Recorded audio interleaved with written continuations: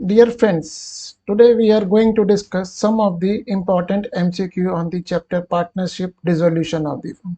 So now let's start. A and B are partner having PSR of 1:1. Their capital as at 31st March 22 was 5 lakhs and 4 lakh respectively. The goodwill is sold at 18,000 being 20% more than the present value. 20% of the asset sold at 120%, 70% of the asset sold at a book value. Determine the amount payable to A. अब यहाँ पे हमको asset के बारे में कुछ नहीं given है, तो हम यहाँ पे क्या, हमने एक रफ बैलेंस शीट ड्रॉ करी।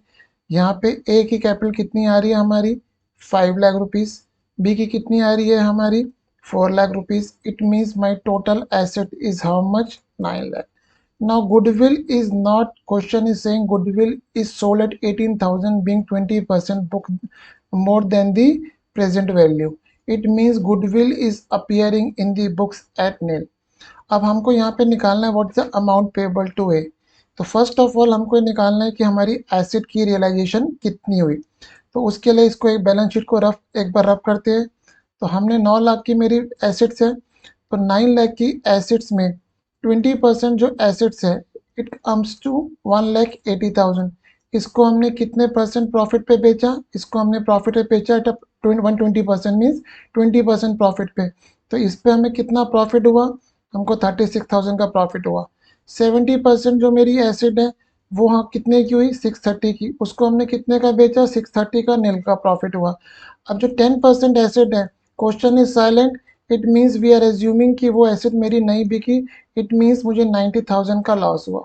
और उधर मैंने गुडविल कितने की बेची है 18,000 की। 20% मोर देन प्रेजेंट वैल्यू, ये सिर्फ कंफ्यूज करने के लिए, क्योंकि बुक वैल्यू से question is saying nothing about book value. तो मेरा टोटल गुडविल पे कितना प्रॉफिट हो गया 18,000। अब अगर हम चेक करें तो हमारा टोटल प्रॉफिट कितना हो गया 36 और 18 54, 54 और 90,000 का मेरा लॉस हो गया।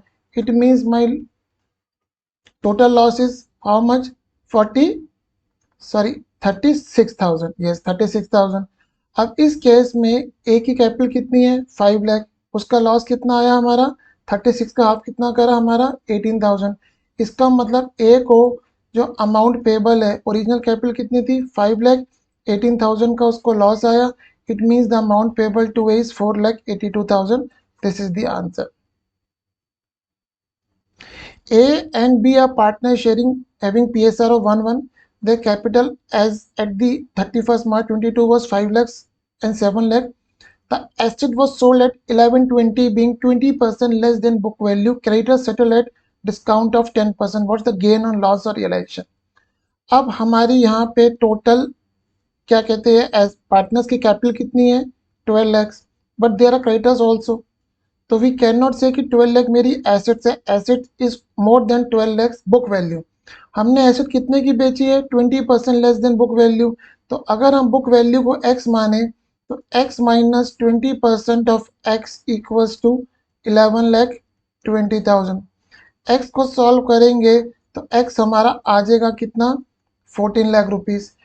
14 लैक्स की एसेट हमने 20% लेस पे बेची है, हम इसका 20% लेस करेंगे तो कितना हो गया हमारे पास 1120। इट मीन्स हमने ये सही निकाला है बुक वैल्यू।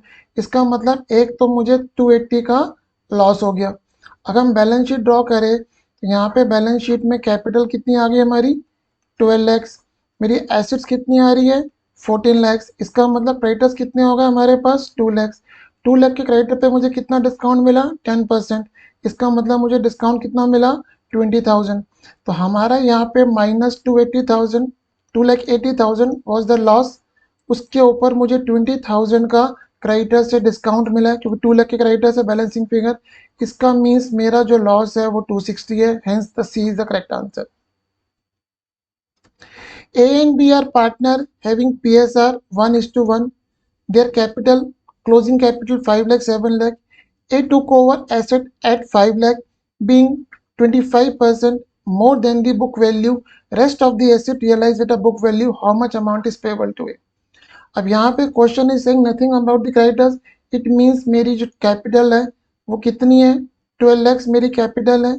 इट मीन्स मेरी एसेट्स भी कितनी हो गई 12 lakhs. A took over asset at 5 lakh being 25% more than book value. Means अगर हम उस एसेट की बुक वैल्यू जो ए ने टेक ओवर करी है एक्स ले ले तो x plus 25% of x comes to 5 lakh rupees. इसको हम सॉल्व करेंगे एक्स को तो x will comes to 4 lakh rupees. Means x A ने 4 लाख की एसेट कितने में ले ली 5 लाख की. तो यहाँ पे हमको रियलाइजेशन का कितना गेन हुआ, हमको यहाँ पे रियलाइजेशन का गेन हुआ 1 लाख रुपए, क्योंकि रेस्ट ऑफ द एसेट जो है 4 लाख की एसेट और rest of the asset 8 lakh की. 4 लाख की एसेट हमने 5 लैक्स में बेची है, 8 लाख की asset is sold at 8 lakhs, तो it's a profit of 1 lakh. अब यहाँ पे अगर हम एक अमाउंट निकाले कि ए को कितना पेबल है, ओरिजिनल कैपिटल कितनी थी 5 लाख की, प्रॉफिट कितना हुआ 50, तो यहाँ पे कितना हो गया मीन्स,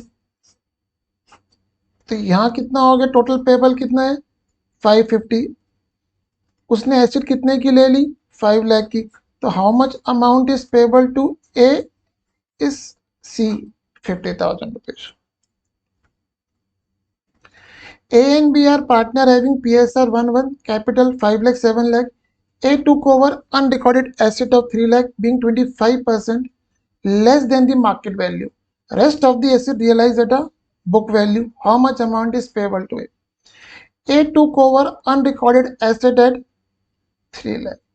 बुक्स में मेरी ये एसेट जीरो अमाउंट की आ रही है, तो जो भी इसकी रियलाइजेशन हुई है that's profit for the firm irrespective what the market value. हमको यहाँ पे ये एसेट ए ने कितने की ले ली 3 लाख की ले ली.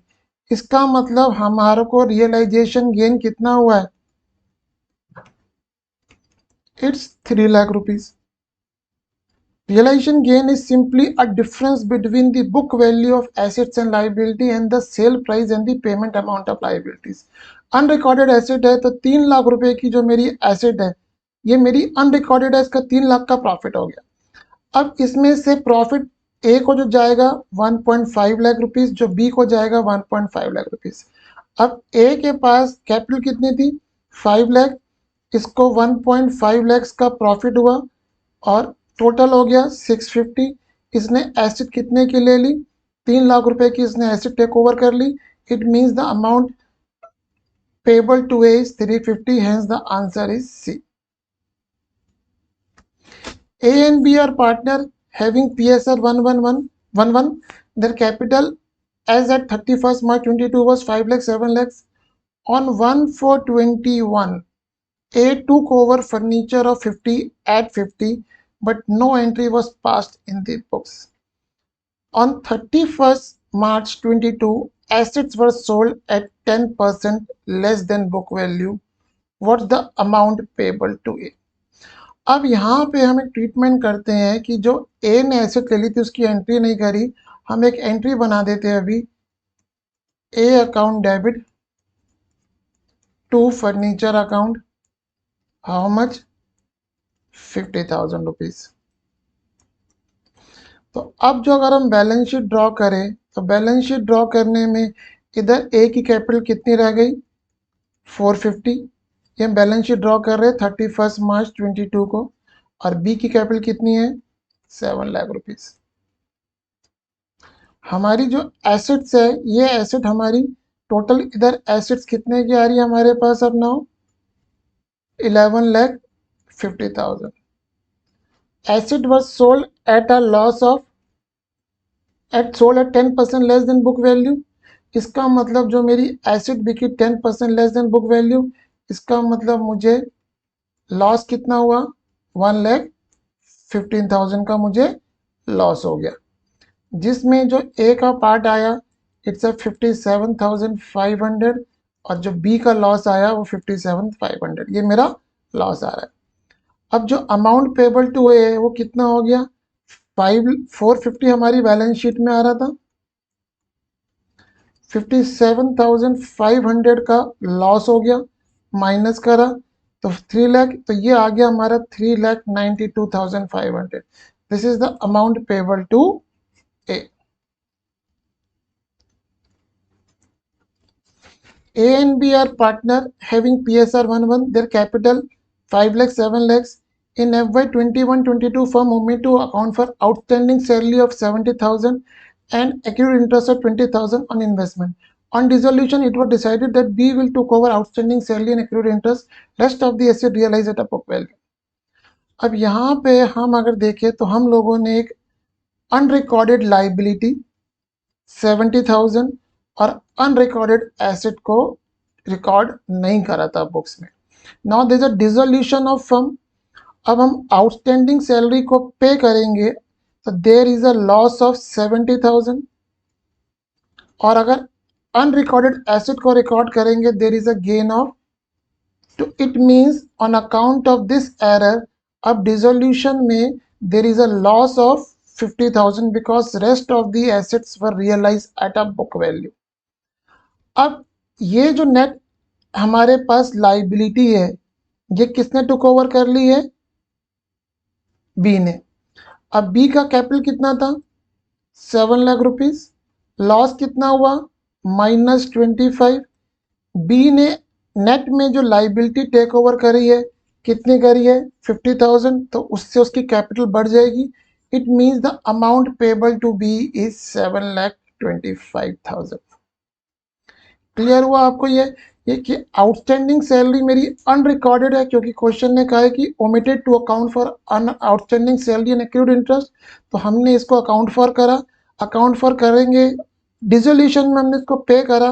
पे करने का सेंस में है कि बी ने टुक ओवर कर लिया. There is a loss of 70,000.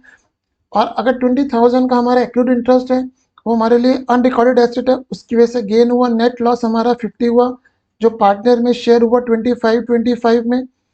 अब बी ने नेट में लाइबिलिटी टुक ओवर करी है 50,000 की उससे उसकी कैपिटल बढ़ गई. This is 725 is the amount payable to B. During the dissolution process stock of 30,000 was given to 50% creditors at 40,000 after obtaining discount of 20% from the creditors. अब हमने 30,000 का स्टॉक कितने में बेचा? 40,000 पे. After obtaining a discount of 20% from the creditors. It mean जो creditors को मैंने सेटल करा है अगर उसको x मानो और उससे हमने 20% ऑफ डिस्काउंट क्लेम करा तो amount comes to 40,000. It means जिस क्रेडिटर्स को हमने स्टॉक दिया है उस क्रेडिटर्स को अमाउंट कितना था? 50,000.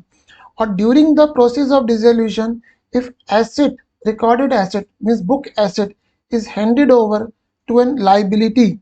अगर अपन सिंपल बात करें कि during dissolution process if asset is handed over to the liability no entry is pass. Rest of the creditor give a discount of 5%. ये क्रेडिटर्स कितने थे मेरे? ये क्रेडिटर्स मेरे थे 50%. इसका मतलब रिमेनिंग क्रेडिटर्स कितने बचे? 50%. उनसे मुझे कितना डिस्काउंट मिला? 5% विच कम्स टू 27,500. तो मेरे पास जो मैंने पे करा कितना करा? जब भी डिसोल्यूशन में हम लाइबिलिटी पे करते हैं तो एंट्री होती है डिसोल्यूशन टू कैश और अमाउंट है 47,500. Mr. A partner has given a loan of 20,000 to firm. During dissolution process, A loan was settled at 25 by giving stock of 22. Pass journal entry for said transaction. अब partners का loan हम लोगों ने पढ़ रखा है कि we do not transfer to the realization. तो अगर हम ए का लोन सेटल कर रहे हैं यहाँ पे ए का लोन हमारा कितना था? ए का लोन 20,000 था but we settle at how much? 25,000. Means 5,000 का हमको लॉस हो गया. हमने 5,000 रियलाइजेशन में डेबिट कर दिया. हमने ये जो इसको करा है ये हमने इसको क्या दिया है? हमने इसको स्टॉक दिया है बाय गिविंग स्टॉक ऑफ ₹22,000. इसका मतलब इस स्टॉक की भी रियलाइजेशन प्राइस कितनी है? 25,000. मीन्स हम एक लोन को एक लाइबिलिटी को सेटल कर रहे हैं by giving a stock having book value of 22. इसका मतलब हमारी जो एंट्री बनी वो क्या एंट्री बनी? To realization 25,000. क्योंकि जब भी हम कोई एसेट को सेल करते हैं या एसेट रियलाइज होती है तो रियलाइजेशन क्रेडिट होता है. तो यहाँ पे अगर हम इस एंट्री को कंबाइन करके नेट एंट्री बनाए तो एंट्री बनी A loan account debit 20,000 rupees to realisation 20,000 because realisation 25,000 से क्रेडिट हो रहा है 5,000 से डेबिट हो रहा है. Hence the answer is D. Mr. A partner has given loan of 20,000 to firm. During dissolution process, A loan was settled at 25 by giving unrecorded asset having market value of 28,000 pass journal entry. यहाँ भी अगर हम लोग entry pass करें A loan account debit how much 20,000, realisation को हमने कितने से डेबिट करेंगे 5,000 से लॉस है. अब हमने अनरिकॉर्डेड एसेट थी जिसकी मार्केट वैल्यू 28 थी but we utilize that asset to settle the as loan of ₹25. इसका मतलब इस एसेट को भी हमने कितने का सोल्ड करा 25 even though it has a market value of 28,000. Again इस एंट्री को भी अपन नेट ऑफ करेंगे तो हमारा answer D option. A has given a loan of 20,000 to firm.